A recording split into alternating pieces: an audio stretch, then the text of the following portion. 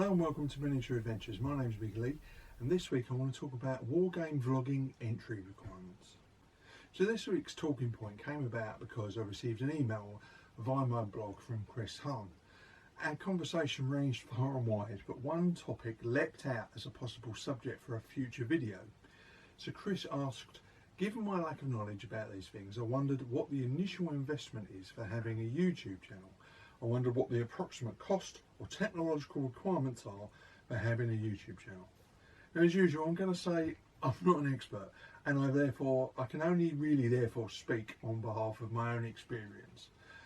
So in today's video, I won't be making specific product recommendations, for instance. Instead, I thought it would be useful to discuss a few general items of equipment that you may wish to consider if you're thinking about starting a new wargaming or hobby channel. Now, it's worth stating at this point that I'm responding to this question from my own personal perspective as a wargamer, painter, model maker who enjoys sharing his passion for the hobby. This isn't a guide that will appeal to everybody who wants to start a YouTube channel, because the requirements will be different dependent on what you want to get out of the experience. So before you even think about the equipment you need, I humbly recommend that you have a sit down and a cup of tea or a beverage of your choice. Don't leap into wargame hobby vlogging in a fit of enthusiasm. Instead, pause and have a really good think about what you want to achieve. When I started my channel back at the beginning of the pandemic, I had a very clear idea of what I wanted to do. I made a considered and conscious decision about the type of videos I wanted to make, which can be boiled down to two fundamental essentials. First, I wanted to have a discussion with my viewers and for them to have a discussion with me. This was lockdown after all, so I was looking to make a connection to other wargamers in a way that I wasn't really achieving on other social media or on my blog at the time. And second, I wanted to keep the video short, ideally under 15 minutes. You know, I'd noticed a distinct lack of really short content for wargamers on YouTube and decided that I could fill that niche with my little discussion topics. And as I've said before, that's no disrespect to people who do the long form content, you know, the really long podcasts and so on. They're fantastic. But there was definitely a lack of short material for wargamers. And I've largely stuck to those two principles, although over the last couple of years I've also done long battle reports, show reports, I've even done some location recording. However, the bulk of my content is filmed here in my little operations room with a very simple setup. Knowing that right at the beginning stopped me from wasting money on equipment that I didn't need and helped me to focus my attention on what worked for my particular setup and my particular aims. So let's start with the basics. In order to film a video for YouTube, you need, at the very least, a video camera. Goes without saying. But before you rush out and spend money on a vlogging camera, consider that you could probably start a YouTube channel using equipment you already own. If you have a smartphone, then you will have a camera built into it, and that camera will be able to take video. The visual quality and the sound quality will vary enormously depending on the type of phone you have, but that may be all you need to get started on your channel. But I guarantee that as soon as you start, you'll want to improve the visual and audio quality, change the lighting, or get more ambitious with the editing and presentation. And that's the point from which things start to get a little bit more expensive. So it goes without saying that there are some circumstances where you can't hold your camera while you film, and you'll need something to do it for you. In other words, you're going to need a tripod, or a clamp, or an arm of some kind to hold your camera. If you're using a phone, there are plenty of really cheap, lightweight tripods with phone clamps that can do the job for relatively little money. But don't forget that if you decide to upgrade at a later date, the equipment may not necessarily be robust enough for something heavier than what you're using to start with. So if you're going to upgrade to a digital SLR, for instance. Now, I use a range of tripods for different circumstances. I have a relatively small but very stable desk tripod for filming my Sunday videos like today, because the camera is in a fixed position and I don't need my tripod to do anything other than hold the camera straight. But if I'm filming a game, I might want to be able to move that camera around, or have an elevated position looking down on the table. In these cases, I have a much larger, more robust tripod on which I can fit extensions or arms to get the camera out over the table and to get angles that I couldn't do with a regular, cheaper tripod. I also recently bought a spring arm, which you can see here, that I can use my phone, the video camera in my phone, so that I can film stuff at my painting desk. And of course, if you're taking stuff out and about on location, you may decide that you need a sturdy tripod for uneven ground. Alternatively, a monopod is a good way to get a stable shooting position in a crowded environment, such as at a wargaming show. But once again, you need to give a little bit of thought to the circumstances in which you need that equipment. What type of video are you trying to achieve? What type of shot do you want to capture? And while there are lots of cheap equipment available, and there's nothing wrong with that necessarily, it's worth keeping in mind that if you ever decide to upgrade your equipment with items like tripods, will items like tripods still be able to deliver that job, or will you have to buy everything all over again? From very early on in my channel, one of the biggest bugbears has been sound quality. My first videos were filmed entirely on my phone, and the sound quality was fine in a very quiet environment when I was close up, but it doesn't work quite so well when you have to record in a larger room or in a very busy environment. So I quickly switched to other equipment, again, stuff that I already owned. So I had a high-spec compact camera, a Canon G5X in my case.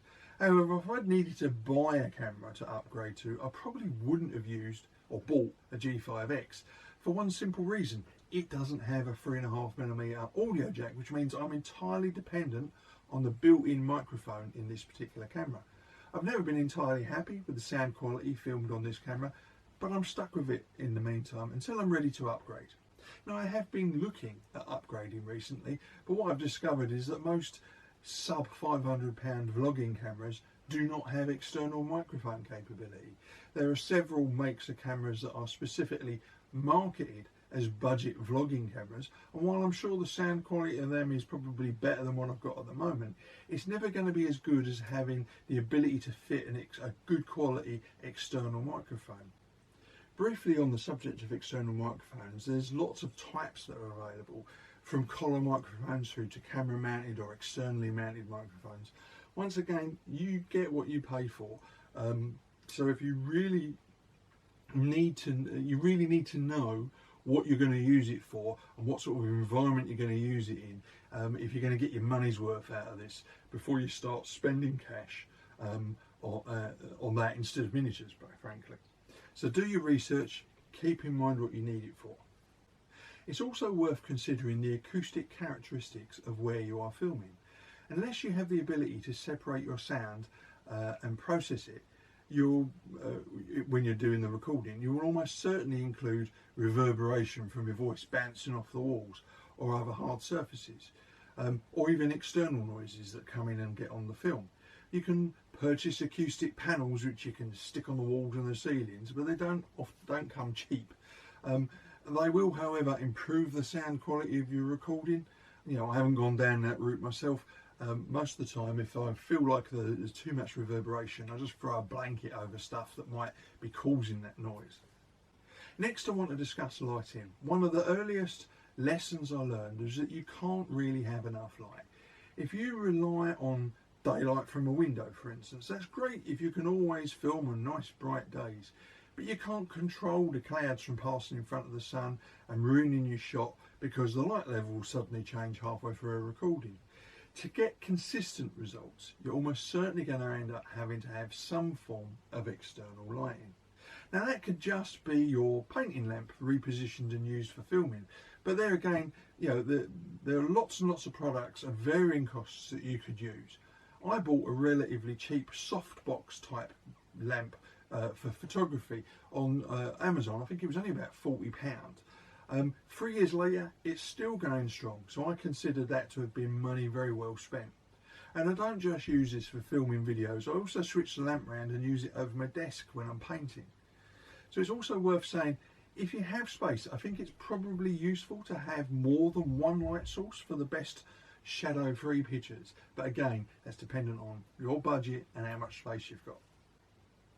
So now I want to talk about editing software, and I've deliberately left this to the end because you may not want to edit the video at all, or you may already have some form of editing software, perhaps built into your phone.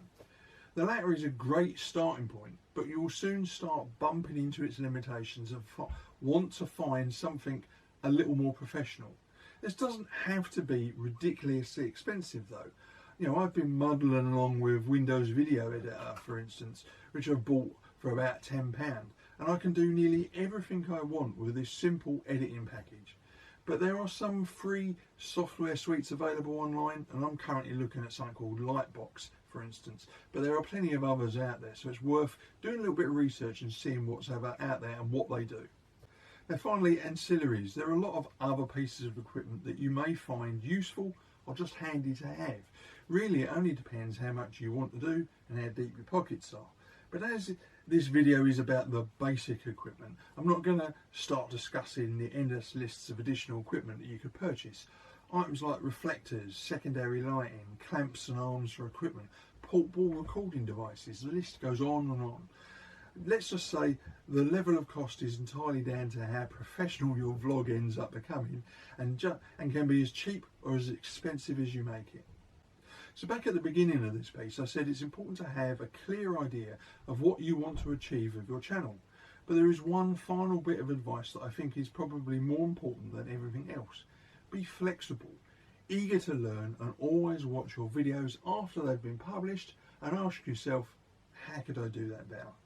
So now time for a very quick hobby update. Well, it's been a very busy week, and many of you will have seen my updates on social media, so you'll know why, but I'll come back to that in a moment.